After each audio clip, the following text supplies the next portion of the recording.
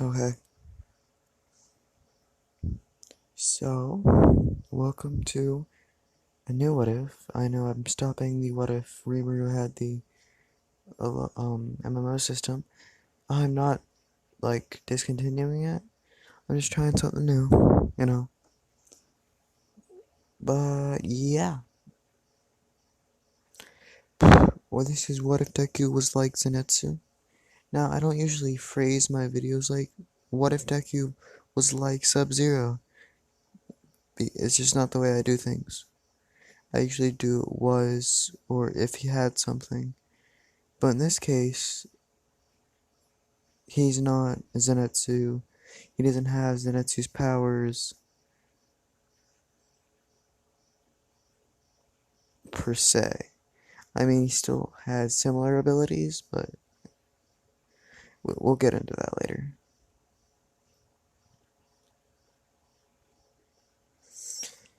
So, it's this what if starts off with Izuku, yes, still Izuku, not Zenitsu, with Izuku being born a happy child. The only thing wrong with that is Izuku's father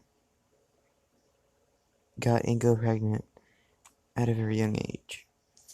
So Inko couldn't.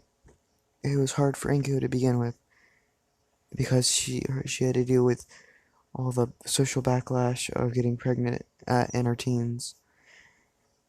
Let's say she was 16 and Hasashi was 18. Hasashi, not wanting a kid in the first place, leaves Inko and leaves the country. Now, this is when Deku's born, not a couple years after. But so yes, God, I can't. I'm an idiot. Just don't question it, guys. So yeah, now we'll fast forward to about when Deku is. I forget what year they go to the quirk doctor. So I'm gonna say they go when they're 6, which should be the first year of kindergarten or preschool. I'm not really sure where they were. No. So yes. So fast forward to where Deku is 4, 2 years for the quirk doctor. Deku is sitting in his room playing with. Let's say he's playing with some action figures. Not of All Might, not of any heroes. Let's say he's playing with.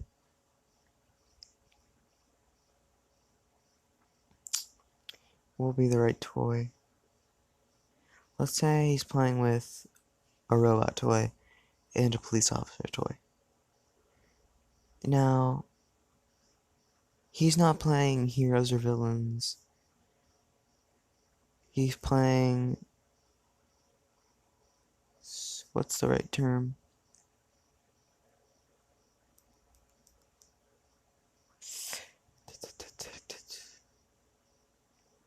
Well, I guess the right thing to say would probably be tag. So yeah, he's running around his room with a toy in each hand, and every so often, the robot tags the cop, and the cop tags the robot. Now, Enko doesn't see a problem with this. Her son's happy, and he's playing a game with his toys, so she just passes it on. Now, a year passes, and Deku discovers the internet. He starts watching videos about heroes and villains and some things on the news. And then he comes across a cartoon.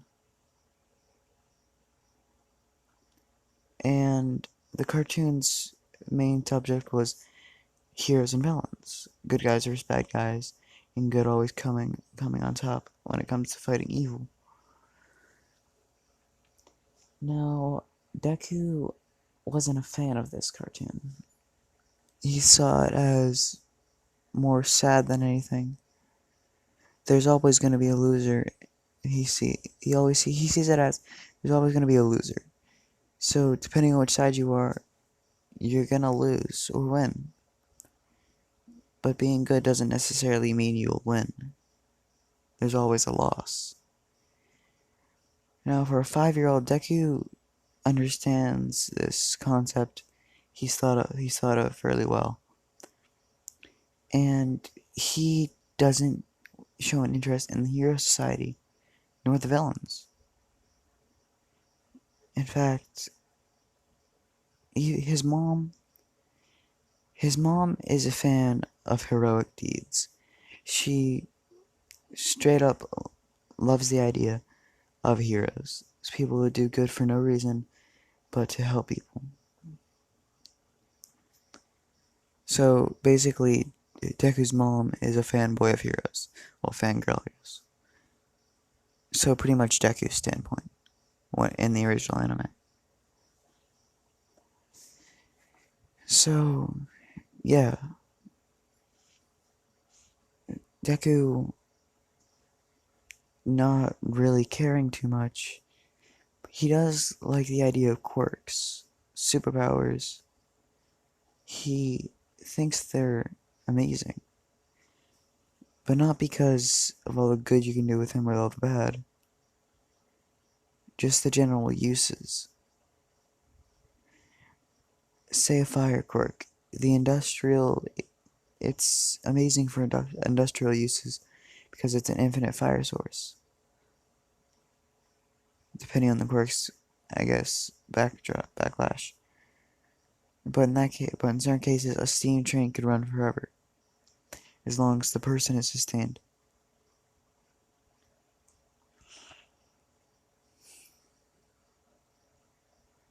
Sorry, guys.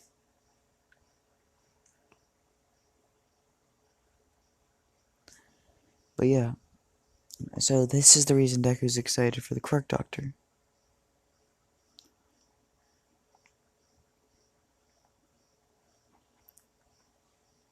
Now, age 6, and Deku is in kindergarten.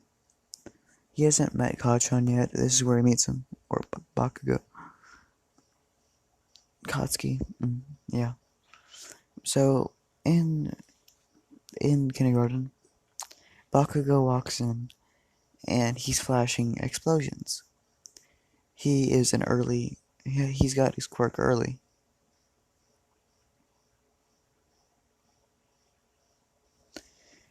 Now, Deku is amazed by this because Baku has an explosion quirk.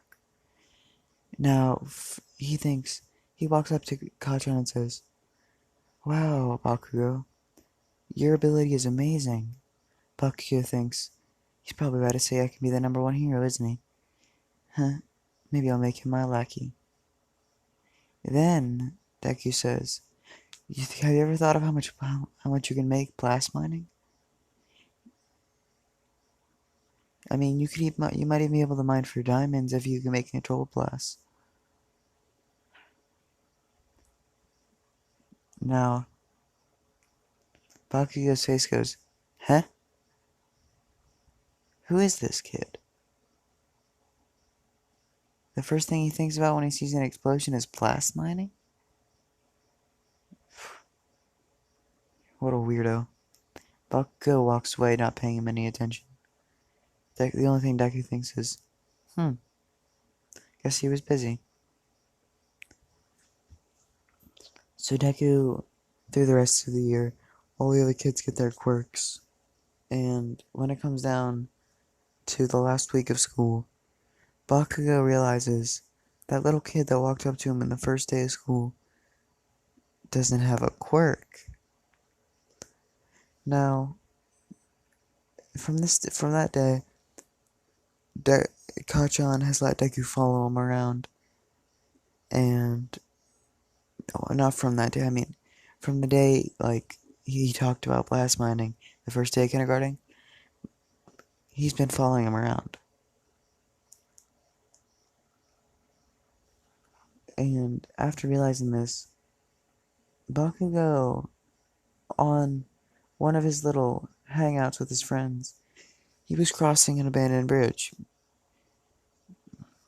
Now, if you're wondering why they are, it's because one of the kids in his group said Bakugo might be is too chicken across the bridge, and Bakugo says no, he's not, and he starts walking across.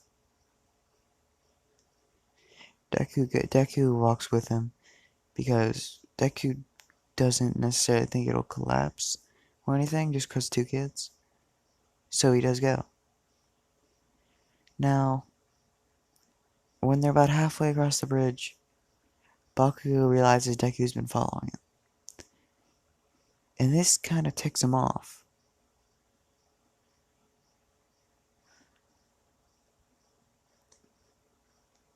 What he thinks is, this little runt, without a quirk, thinks he can follow me around and do everything I can do? Pfft, don't make me laugh. You know what? I'm done. Bakugo then turns around and faces Deku. And then he says, so, Deku. No, so, Izuku. What do you think you're doing? He says, well, I figured I'd come with you.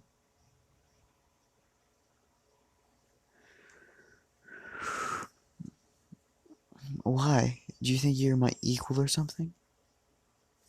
He says, well, I don't think you're better than me. That was the last straw for Bakugo. He wasn't even on his fourth straw. Bakugo's temper wasn't even that bad yet. But you're not better than me? Yoinked all the straws out of that cup.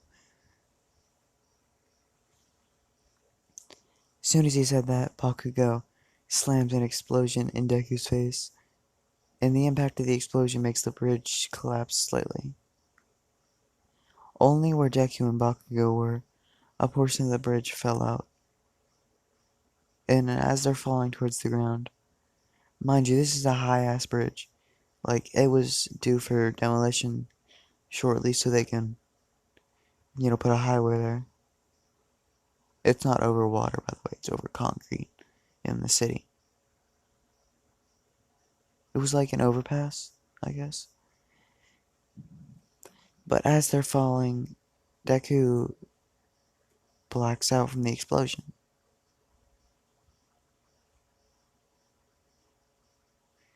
And as he's falling, Bakugo's realizing if he hits the ground at this speed, he'll die.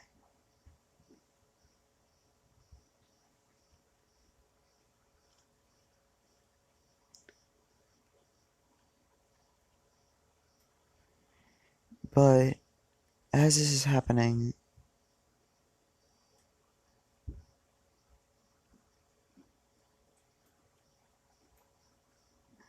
Deku's eyes jolt open, and a green lightning fills them. And in an instant, Bakugo and Deku are on the ground. But Bakugo is laying on the ground and Deku standing straight up, nearly levitating, with lightning oozing off of him. It's an intense aura, and when Bakugo tries to touch him, he's electrocuted. Now,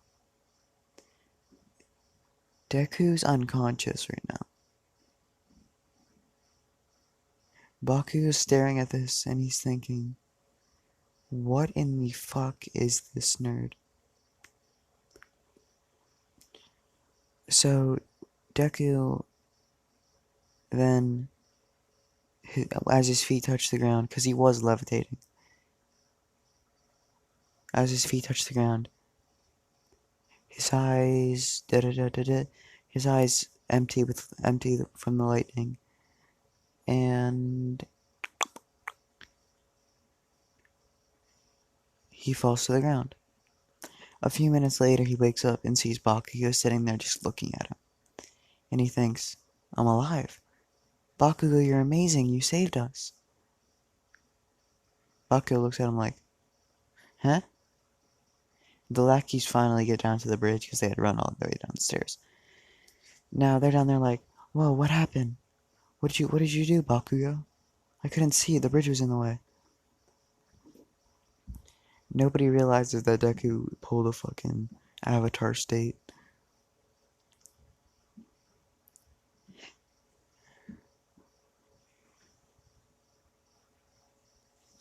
Yes, I believe I left off with saying he pulled an Avatar state.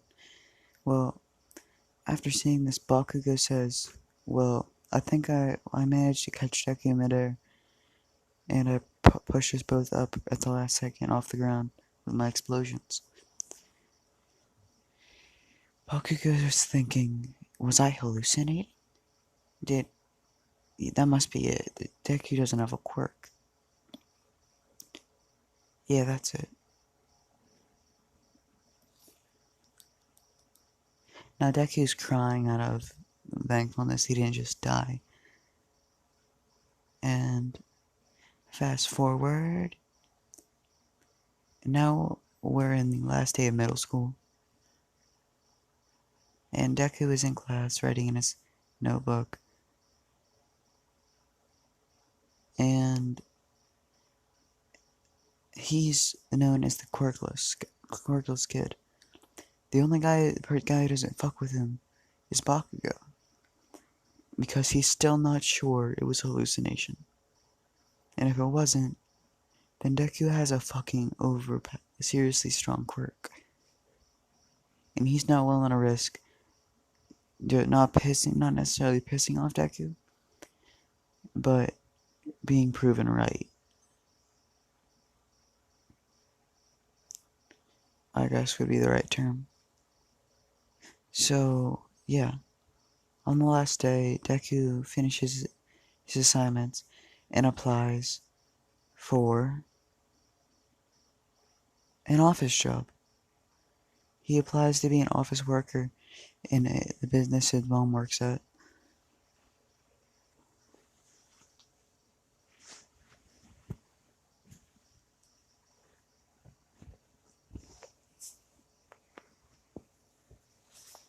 Sorry, technical difficulties, I guess.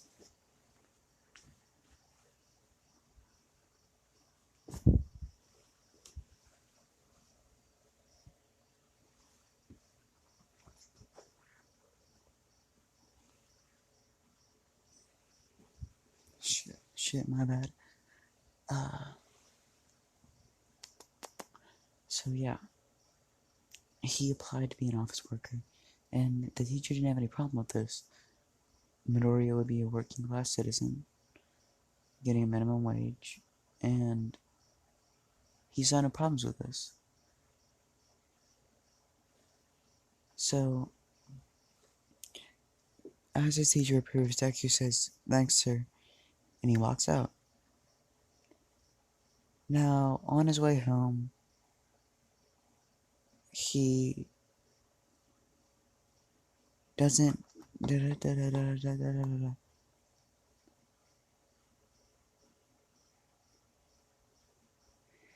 his way home, he runs into his mom. She was out getting groceries, and yeah, pretty much she was on her way home. They decided to walk together.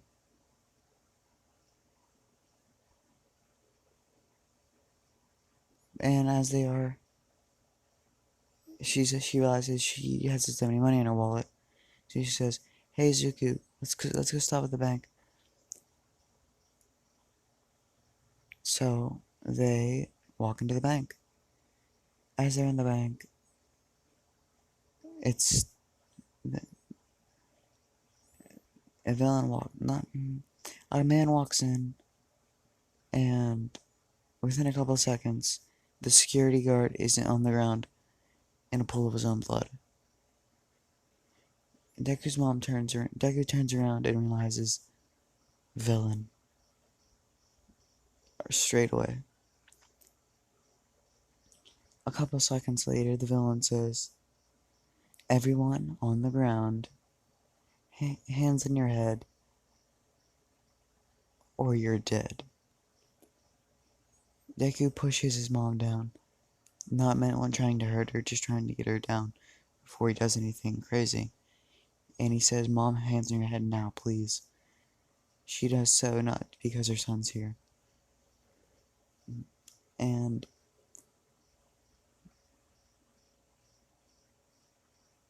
then she says, Izuku, just do what he says. And then he says, I know, Mom. And then, a couple seconds later, he's finished robbing. Well, I guess it'd be a couple minutes, my bad.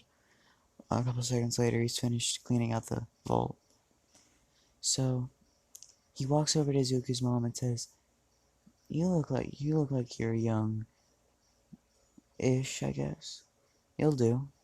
He picks her up by her hair and says, You'll do nicely for a hostage.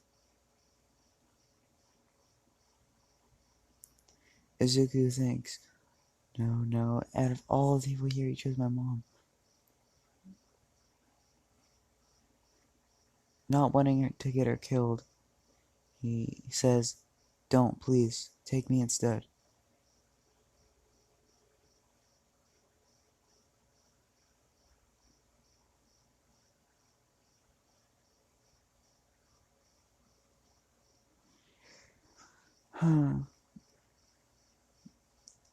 His mom then says, We need a hero.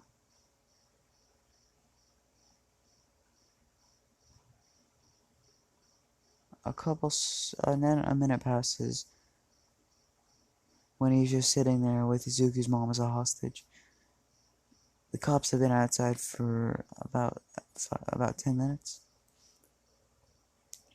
as they use the megaphone and say, Release the hostages now. Turn. What's the right word? Fuck. Uh, Release hostages now and come out with your hands in the air.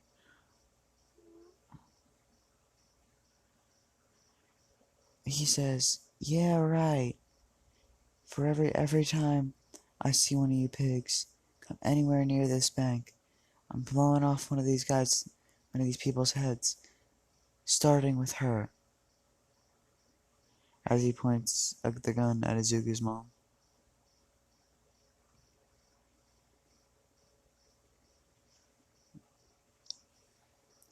Now, Izuku's thinking, we need a hero. We need a hero. Someone with a quirk, even. No, that'll get my mom killed. He then thinks, if only I had a quirk, I, I could do something.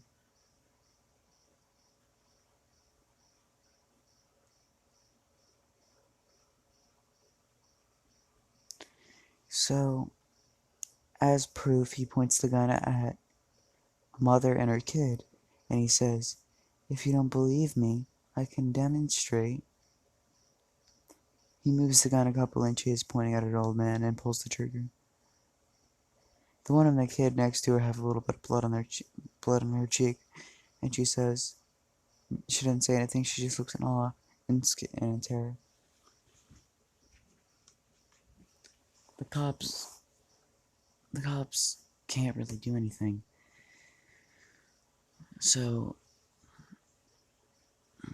they are waiting for a pro hero for backup. And for the demands. Now,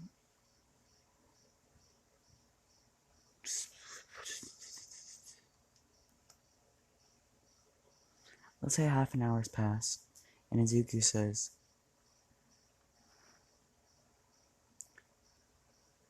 I guess nothing, he can't really say anything in that situation. So, Izuku's mom sitting there with his hand around her hair, so she can't get away. And he has a gun pointed at a kid.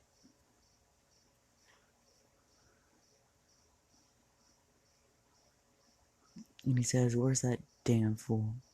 He needs to be here. He's my getaway.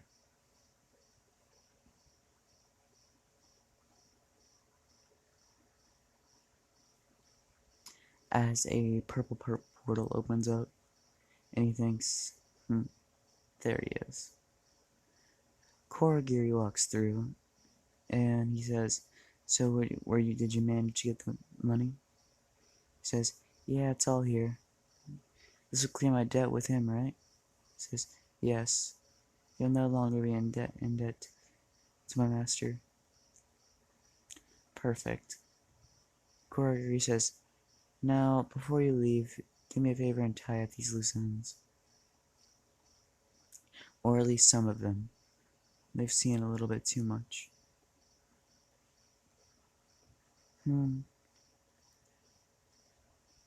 Kill the men and women. The children are no threat. By the time we're done, it'll all be over for them anyway. He says, "Alrighty then." As a couple words leave Izuku's mom.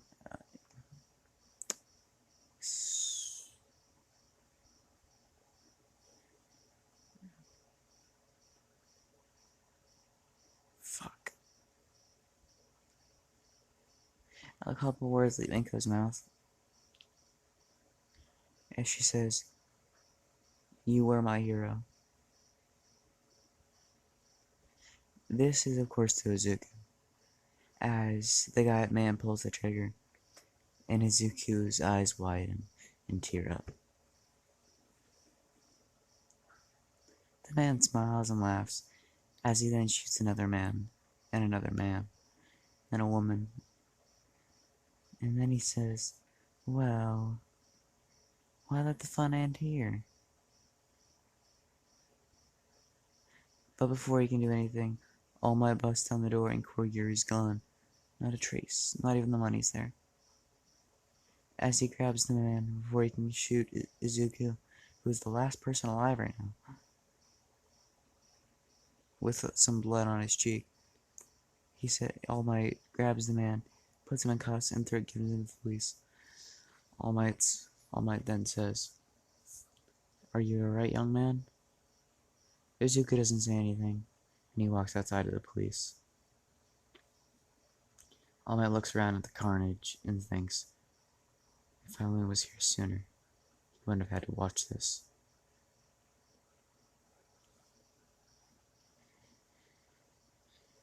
Alright, yeah. So, as he's done being questioned by the police on what happened, he's let go, and as he walks home, he opens his apartment door. Well, his mom's house, I guess. He closes it behind him. He then falls to his knees, and he starts wailing, crying. And he's screaming, "Why? Why couldn't it have been me? She didn't deserve to die." All this while screaming and crying. Damn it, I wasn't strong enough.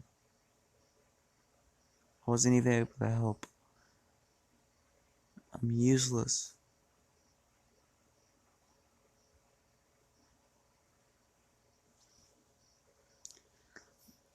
And for the rest of the day, he doesn't eat, he doesn't sleep, he cries.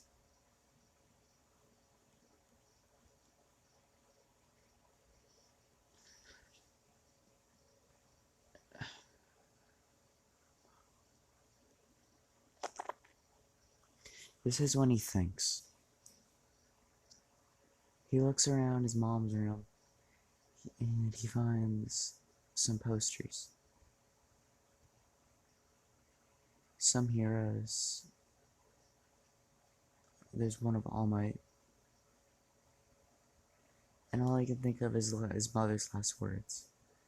"You are my hero."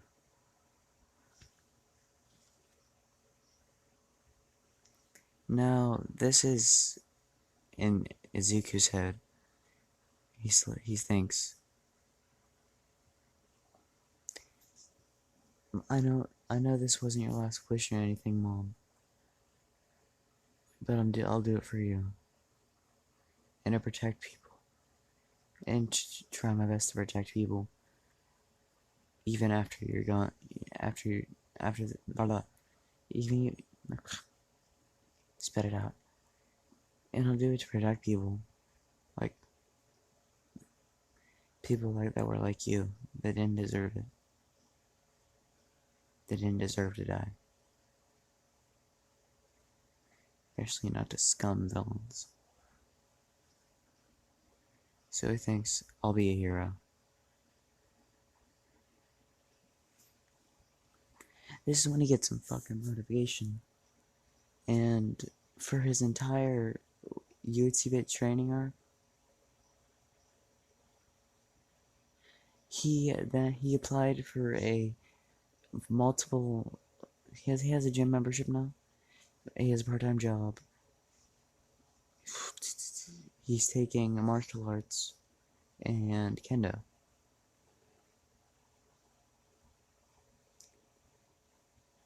By the end of the training, this 12-month training period, instead of going to his office job, he walks onto the campus of not UA High School, being a being what did it being praised for his skill in kendo, being having a muscle head, I guess, due to the fact that he had with his he almost didn't eat. He was at the gym so much. But yeah, he spent most of his time at the dojo and the gym.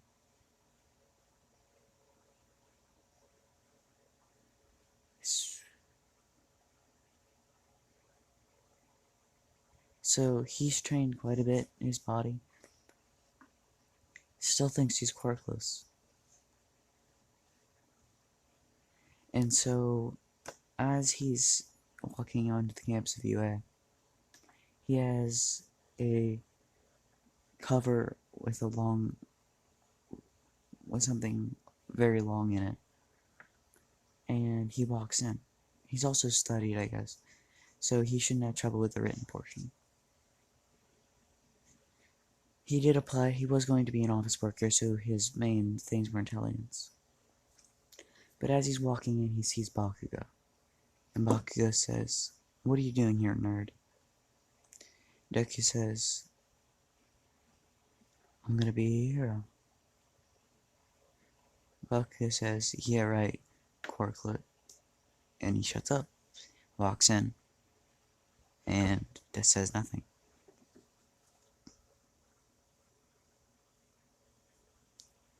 And as the written portion ends and he walks into the big gate with his jumpsuit on that his mom made for him before she died, well, bought for him, I guess.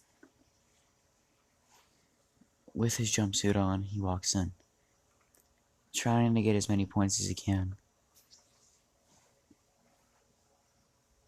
Mostly going for the legs of the robots. And then with with the first robot he took down, he had to pry the sheet off of him and to pull out the wires. But now he has the sheet he pried off. So he's beating the hell out of the robots with this piece of sheet metal. He's racking up points fairly slow compared to everybody else, but he's still doing it. And through this entire part, he's scared shitless that he's gonna die. Because Izuku still has that fear in the back of his head that it could have been me in that bank. He's afraid of that, of death.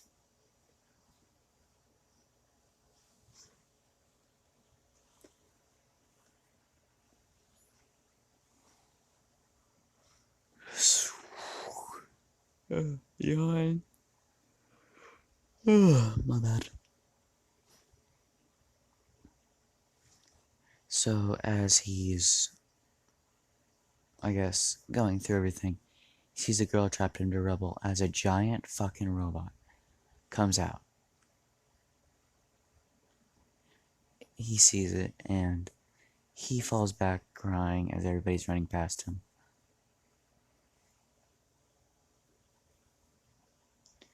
And at this moment, everybody's looking at him, including All Might and the Pro Heroes. Not the students, I mean.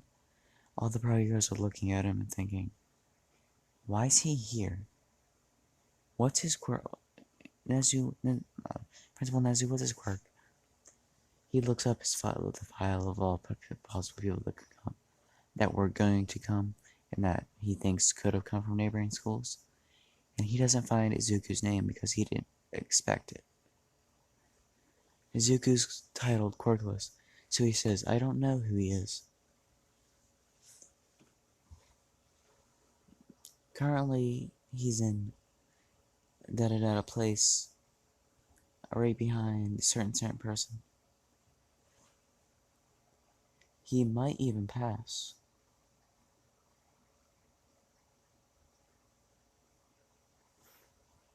Yawn. Ooh, Jesus. I'm going to bed after this, guys. Oh, yeah. So, yes, he sees a giant robot and falls back. As he sees Uraraka about to be crushed, the foot is inches away from crushing her when he passes out. The giant metal rod thing that's been covered up this entire time is taken out so fast you can barely see what it is. And he gets into a stance. As he unsheaths a katana, his eyes glow with green lightning again as a large amount of kinetic energy oozes off of him. And in an instant, moving light speed, I guess, fast as lightning, moving at light speed, the robot's leg is torn off. Well, not actually torn, it's shredded from the inside out. Because he came up straight up from there's a clean slice from the robot's leg to its face, and it's cut completely in half. And all you see midair is Izuku. 1 second later, he's on the top of a building, still with glowing eyes. As he puts the blade back in its sheath, he falls backwards and wakes up. Then he thinks, how'd I get up here? How'd I get up here? Now All Might's thinking, who the fuck is this kid? Because he can't get a good look at him. And Nezu's thinking, how did this kid fly under my radar? And all the other teachers are thinking, the fuck just happened?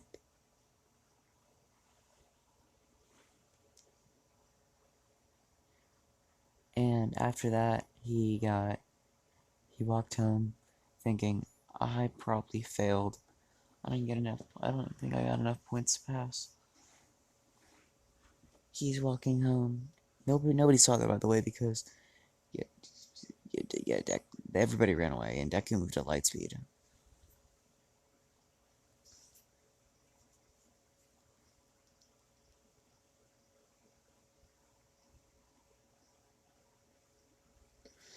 Yes. So, as he's walking home, he walks into his apartment. Well, in his now apartment. And he puts his sword, well, yeah, his katana. He puts his katana on his rack with 3 other swords.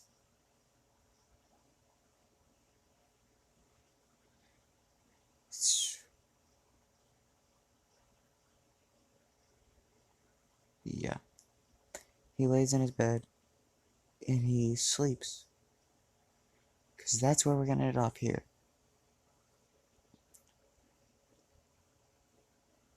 I did this a bit differently than I intended it to, but it all worked out in the end.